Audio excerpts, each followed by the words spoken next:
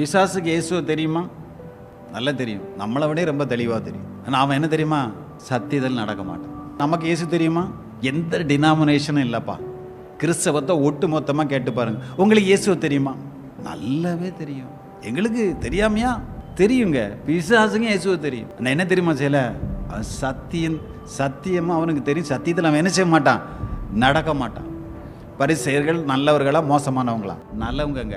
பக்தி ஆச்சாரங்களை அனுசரித்து வந்தவர்கள், நல்ல போதனைகளை போதித்தவர்கள். ஆனாலும் இயேசு அவர்களிடத்தில் பேசுகிற நேரத்தில் இவங்க அவரை பார்த்து என்ன சொல்றாங்க?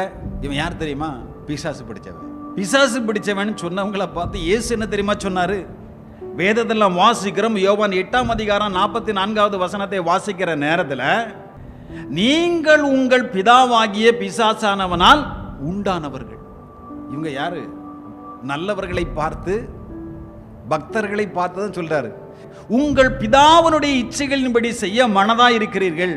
அங்கே சொல்லுகிறார், அவன் ஆதி முதற்கொண்டு மனுஷ கொலைபாதகனாக இருக்கிறான்.